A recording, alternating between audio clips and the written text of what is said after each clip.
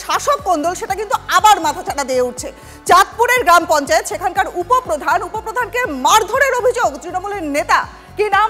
UEM Jaipur is a perfect target for prospective students aspiring for good jobs, good education with future-ready skills. Jabbar মোল্লা তার লোকজনের বিরুদ্ধে এই অভিযোগ উঠে আসছে। আক্রান্ত আকরামুল আলী মোল্লা, তার কি অভিযোগ? যে শিখরপুর এলাকায় চায়ের দোকানে বসে তিনি কথা বলছিলেন। ঠিক সেই সময়ে চাঁদপুর অঞ্চলের সভাপতি জব্বার মোল্লার অনুগামীরা তারা সদল বলে হামলা চালায় তার উপর।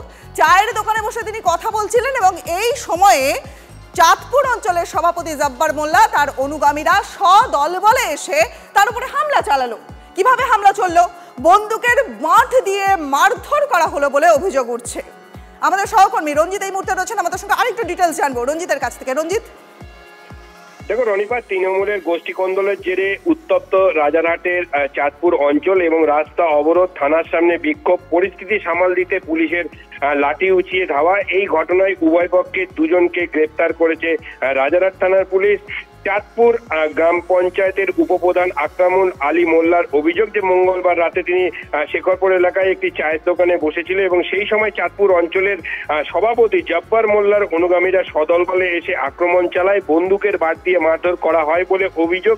এবং চাঁদপুর অঞ্চলের পুকুর ভরাট সহ একাধিক অসামাজিক কাজের বিরোধিতা করায় এই আক্রমণ বলে দাবি করেছেন উপপ্রধান। এবং পাশাপাশি অঞ্চল সভাপতি জব্বার মোল্লার দাবি হচ্ছে রাজারহাট নিউটাউনের বিধায়ক ইফতার পার্টি সংক্রান্ত একটি সভার আয়োজন করেছিলেন এবং তার অনুগামীরা মিটিং এ উপস্থিত ছিলেন এবং সেই ছবি তুলে সমাজ মাধ্যমে কুরুচিকর মন্তব্য করেন এবং চোর ছেঁচড়া ক্রিমিনালরা বসে আছেন এই ধরনের মন্তব্য করে এবং যাদের উদ্দেশ্যে এই মন্তব্য করা হয় তাদের সঙ্গে বচসা এবং হাতাহাতির জেরেই আক্রান্ত হয় উপপ্রধান আকরামুল আলী মোল্লা। প্রথমে শিখরপুর মোড় অবরোধ করা হয়, তারপর পুলিশের হস্তক্ষেপে সেই অবরোধ উঠে গেলে পরবর্তী সময় রাজারহাট থানায় তৃণমূলের ওই দুই গোষ্ঠী সামনাসামনি চড়াও হয় এবং আবারও নতুন করে উত্তেজনা তৈরি হয়। পরিস্থিতি নিয়ন্ত্রণে আনতে পুলিশ কিন্তু লাঠি উঁচিয়ে ধাওয়া করে এবং কুরুচিকর মন্তব্য করায় উপপ্রধানের ভাইকে অর্থাৎ রেজাউল করিমকে গ্রেপ্তার করে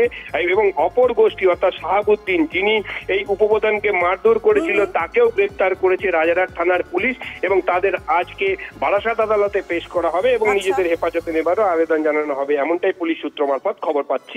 বেশ রঞ্জিত, অনেক ধন্যবাদ। এই আক্রান্ত আকরামুল আলী, তার কি অভিযোগ শুনুন। ফরেস্ট অফিসার আমাকে ফোন করলো এবং সাথে ছিল ঘটক পাল বলে, ঘটক পাল এই থানারই উনি টিসি ছিলেন। ওনার ফোন করলো, বলছে আপনার সাথে একটু কথা আছে প্রধানের, একটু দেখা করবো। তো আমি আর নামাজ না পড়তে গিয়ে আমি চলে এসেছি লাভাটি। আমি স্যার কোথায় আছেন? ওরা বলছে আমরা শেখরপুরে এসেছি। শেখরপুরে আমরা গিয়ে বসে ওনার কথা শুনলাম, উনি ওই গাছ কাটার পারমিশন নিয়ে সেই ব্যাপারে বলতে এসেছিল। আর ওনারা উঠে যেই চলে গেছে, আমরা 2-3 জন বয়স্ক লোক আমার পাশে বসেছিল। আচমকা 7-8 জন এরকম দল বেঁধে এসে মানে জব্বারের নেতৃত্বে এসে আমাকে বলছে, তুই চাঁদপুরে তুই এত বড় হুনো হয়ে গেছিস, মাটির গাড়ি বন্ধ করে দিয়েছিস বলে আমাকে মানে আচমকা বসেছিলাম চেয়ারে, এলে পেটুরি মারা শুরু করেছে। যারা মারধর করেছে কার লোক? তারা সব জব্বারের লোক। জব্বারটা কি? জব্বার হচ্ছে চাঁদপুর অঞ্চল তৃণমূলের সভাপতি আছে।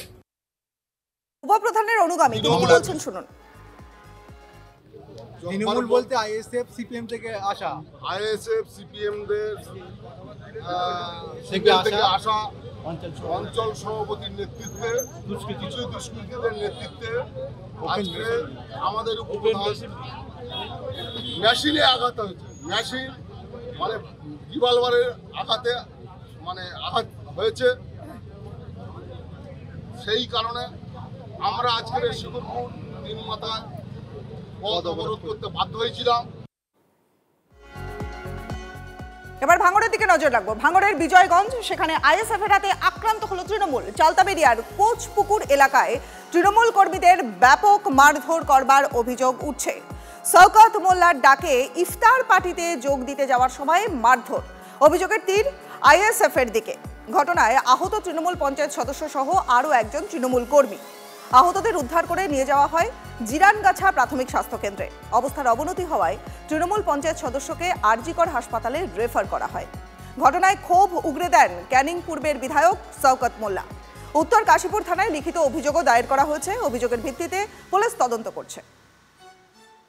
আমি ওখানে দাঁড়িয়েছি, এসেই আমার হেসোদের এখানে কোপ মেরেছে আর লাঠিতে মাথা মেরেছে, মানে সারা পিঠ টিট সব কারা মারধর করেছে?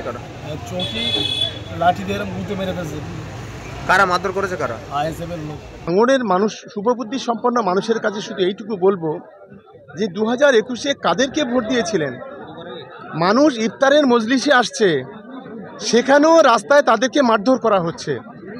এর জবাব কিন্তু আগামী দিনে ভাঙড়ের শুভবুদ্ধি সম্পন্ন মানুষ তাদের বলবো যে সুদে আসলে কড়াই গন্ডায় 2026-এ দেওয়ার জন্য।